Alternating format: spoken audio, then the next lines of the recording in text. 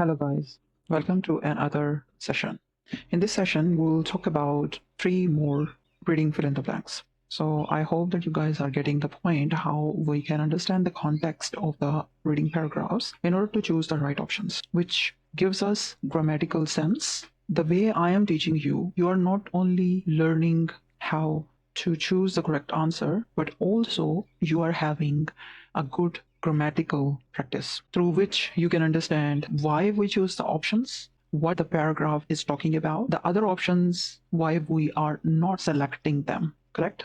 Which helps you to enhance your English grammar sense. Today we are working on national responsibility paragraph. In this paragraph, let's start reading. The principal recommendation of the World Conferences was that countries must take full responsibility for their own development. National responsibility for national development is the necessary consequence of dash. Now, what options do we have in the first blank? Legitimacy, sovereignty, severity, infinity. First of all, whenever you start with fill in the blanks paragraph, always remember that you need to go with the context understanding. At least understand what the paragraph is talking about mainly, which helps you to choose a correct option. Now let's see what this context is saying, what this paragraph context is saying. So the context of the paragraph revolves around the principle of national responsibility, right? National responsibility for a country's own development. It emphasizes that countries need to take ownership of their economic, social, and sustainable development strategies. Clear? Okay. Now let's start with the first blank. First blank said legitimacy refers to lawfulness or authenticity. For example, the legitimacy of the government was questioned. It doesn't fit here because the sentence is about national rights, not validity. Let's move to the next one. It is sovereignty. It refers to the authority of a state to govern itself. For example, the country's sovereignty was recognized after independence. So it's correct. Why? Because as national responsibility aligns with self-governance. Right? Okay. Now the third one. Let's move to the third one and see why we are not choosing them. There is a severity, and severity refers to harshness or strictness. The severity of the punishment shocked many. Doesn't fit as it doesn't relate to governance or responsibility. Then there is infinity. What does this mean? Infinity refers to limitless extent or quantity. For example, he spoke about the infinity of the universe. Doesn't fit the context of national development. Perfect. So which one is the correct? Sovereignty. Now the next one. Let's see, we can start from this sentence. The Johannesburg Plan of Implementation called for all governments to begin implementing National Sustainable Development Strategies, NSDS, by 2005, and the 2005 summit agreed on a target of 2006 for all developing countries to dash. Okay, let's read the options. Rebuke, condemn, revise, adopt. Let's go with rebuke. Rebuke refers to expressing sharp disapproval. For example, the teacher rebuked the student for being late. Doesn't fit, as it implies criticism. If we go with the condemn, meaning to expressing strong disapproval.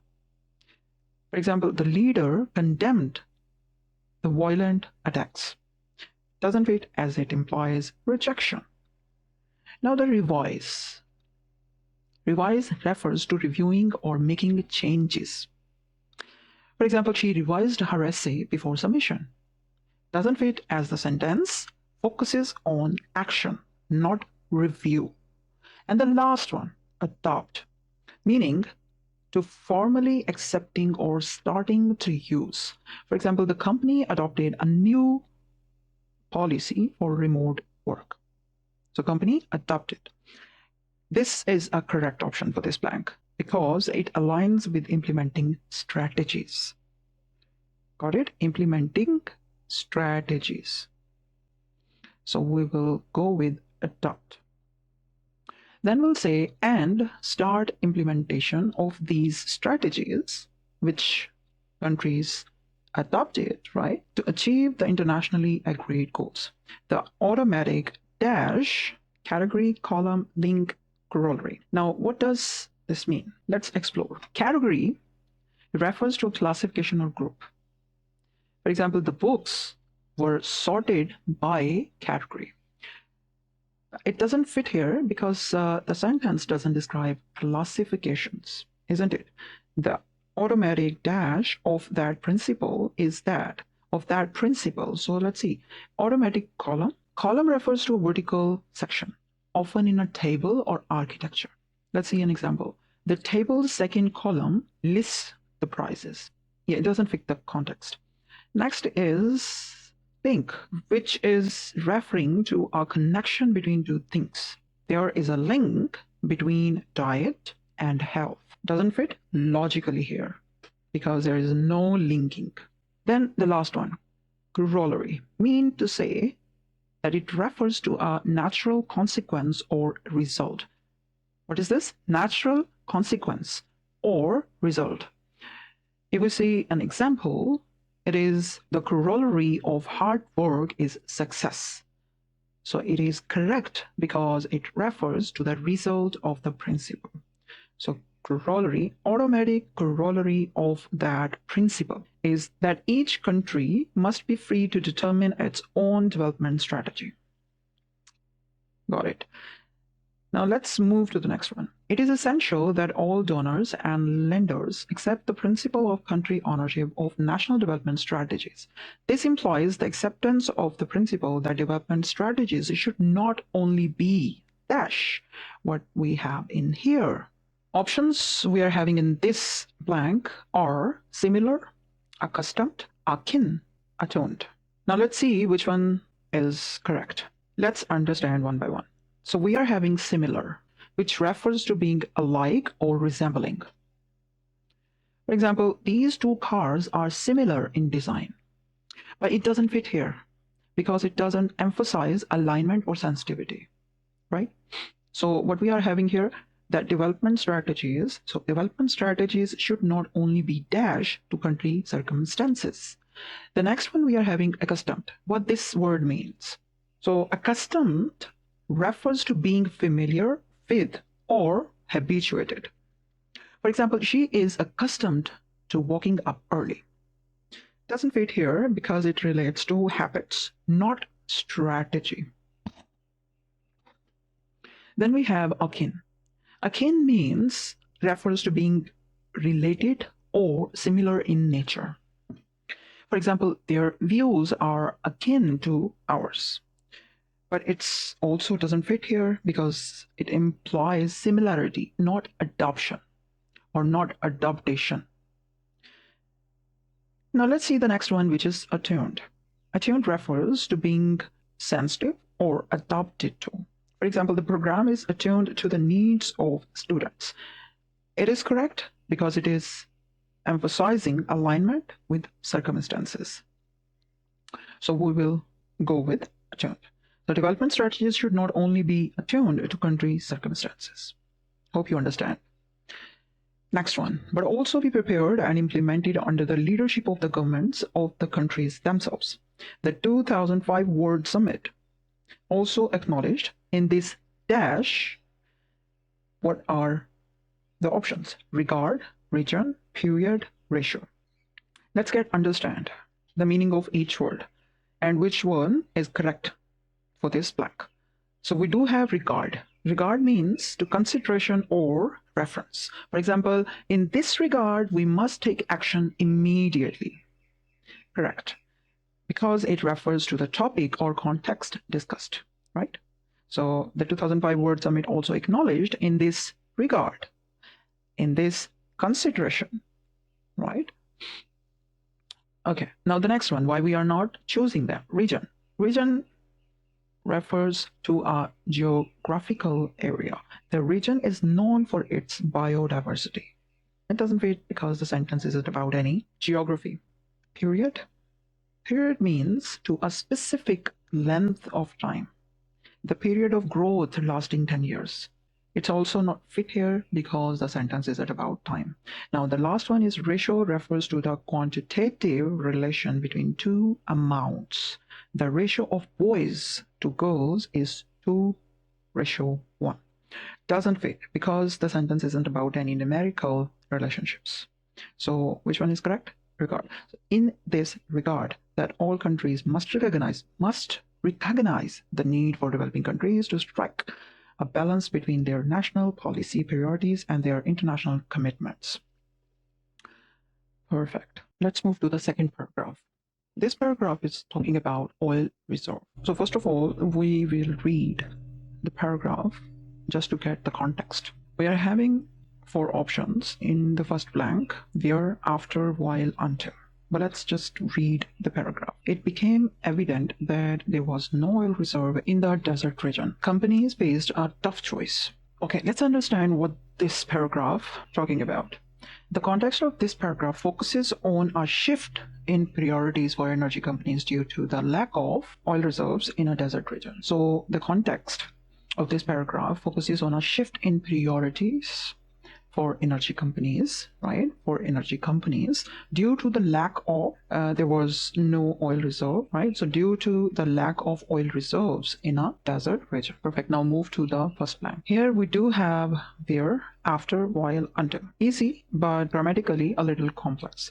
Let's understand. Where refers to a location or situation. For example, where there's smoke, there's fire. It doesn't fit here because the context isn't about a place or situation.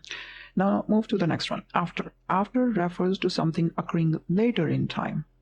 For example, after the meeting ended, they went out for lunch. It is correct because the sentence describes events following the realization about no oil reserves. So traditional energy, right? So after it became evident, right? After it became evident. So the after is the correct choice. But let's see for others why we are not selecting. While indicates simultaneity or contrast.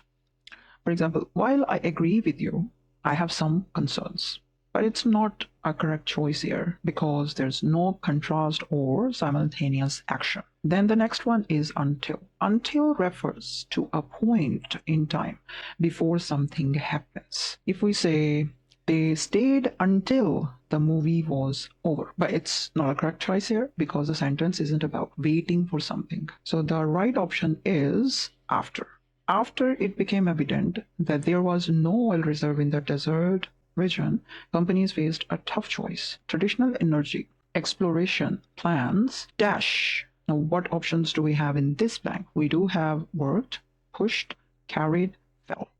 Worked means to something being successful. The plan worked perfectly. It's not fit here because the context suggests failure. Then pushed refers to forcefully advancing something. For example, the team pushed the project forward. Doesn't fit as it implies effort rather than failure. Then there is carried. Carried refers to supporting or bringing something to completion. For example, she carried the project to success. It doesn't fit here as well because it implies success. Then there is a fell. Fell refers to failure or collapse. For example, the deal fell through at the last moment.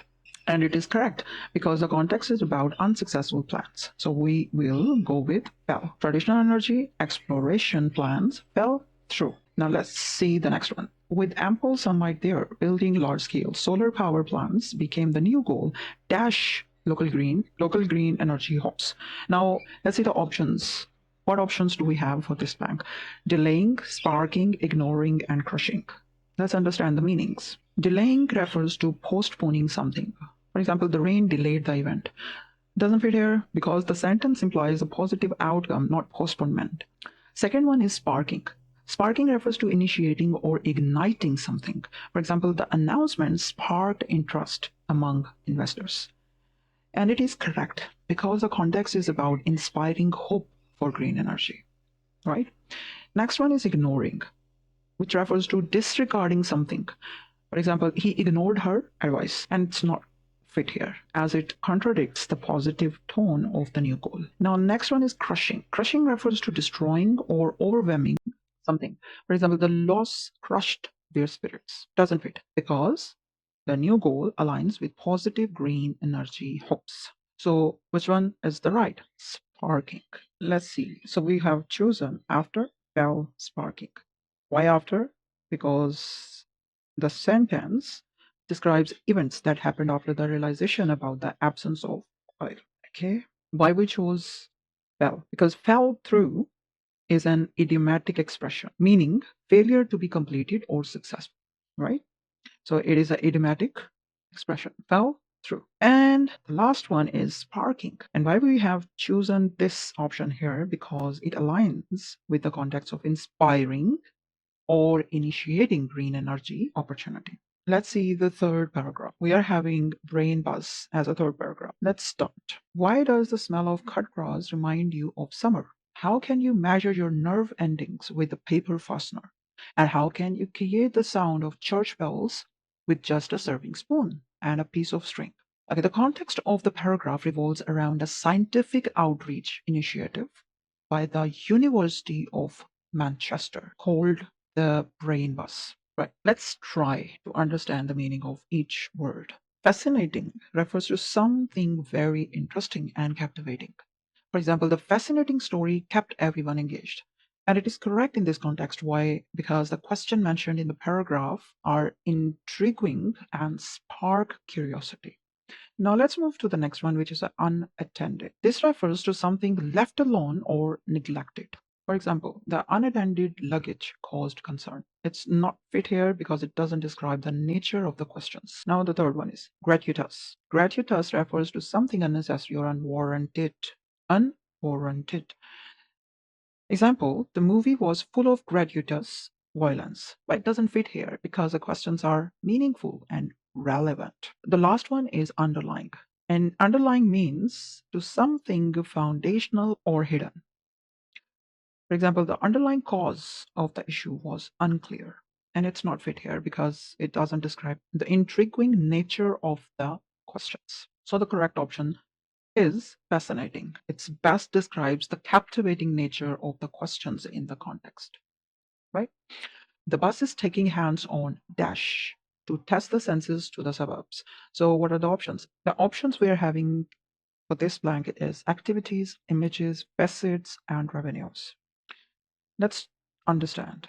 Activities refers to actions or tasks that people can participate in. For example, the event featured hands-on activities for kids. And it is correct in this context because the bus offers interactive tasks to engage people. Let's move to the next one, images. Images refers to pictures or visual representations. And we do have example like if we say the exhibition displayed beautiful images. It doesn't fit here because the focus is on interactive experiences rather than visuals. Third one is facets. Facets refers to aspects or parts of something. The facets of the diamond sparked in the light. Doesn't fit here because it's not referring the activities. Now the last one is revenues, which is referring to income or financial gains. So for example, the company reported higher revenues last year. It's not fit here. Same, the sentence isn't about the financial matters. So the correct option we go with activities because it emphasizes the interactive nature of the hands-on experiences being offered. Let's move to the third blank. Organizer Dr. Stard Allen, lecturer at the Faculty of Life Sciences, explains 3-year-olds and upwards can understand the senses and it's an area that is dash to all ages. And we do have options. First one is misleading, second is disproportionate, third one is intriguing, and the fourth one is proximal. Misleading refers to something deceptive or confusing. For example, the misleading advertisement drew complaints. Doesn't fit because the sentence doesn't employ a deception. Disproportionate refers to something unequal or not balanced. For example, the punishment was disproportionate to the offense, and it's not fit here as it's irrelevant to the topic. Then we move to the intriguing, means to something that arouses interest or curiosity. For example, the intriguing Mystery kept everyone guessing. And it is correct because the senses are fascinating and relevant to all ages. Last one is proximal, which refers to being nearby or close. For example, the hospital is proximal to the city center. It's not fit here because it doesn't relate to the context. So the right one is intriguing. Intriguing reflects the captivating nature of the topic of senses for all group ages. Let's move to the next one. We are bringing science to your doorstep and going further afield this year in the hope of finding new and different blank, having options groups, mobs, auditors, audiences. Let's understand. Groups refers to collection of individuals. For example, the program reached various groups of people. It is correct because the scientists are trying to engage different kinds of people. Let's see mobs. Mobs refers to disorderly crowds. For example, the mob gathered outside the building. It doesn't fit here because it implies chaos, which is unrelated here. Next one is auditors. Auditors means to people. Auditors refers to people who examine accounts or listen to lectures. Example, the auditors reviewed the financial records. It's not fit here because it doesn't relate to outreach efforts. Then we do have audiences.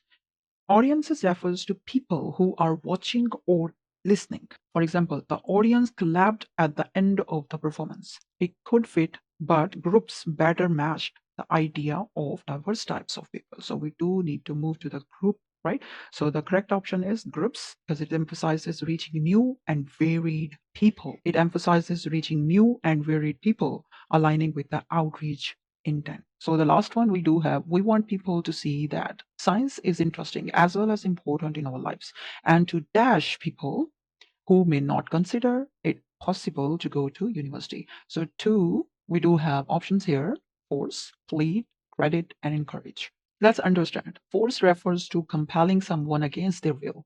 For example, they forced him to admit his mistake. It doesn't fit here because goal is positive, not compulsion. Now let's move to the plead. Plead refers to begging or requesting earnestly. For example, she pleaded for another chance. It doesn't fit here. It implies desperation rather than motivation. Now, third one is credit. Credit refers to recognition or acknowledgement. For example, he was credited for his contributions. It doesn't fit here as well because it doesn't align with inspiring people. Now, the last one is encourage. Encourage refers to motivating or supporting someone. For example, the teacher encouraged her students to succeed. It is correct because the goal is to inspire people to believe in their abilities. So we'll choose encourage. Encourage best reflects the intent to motivate and inspire people positively. And that's it for today. So we do have chosen options, fascinating activities, intriguing groups, and encourage. It is the time to say bye bye.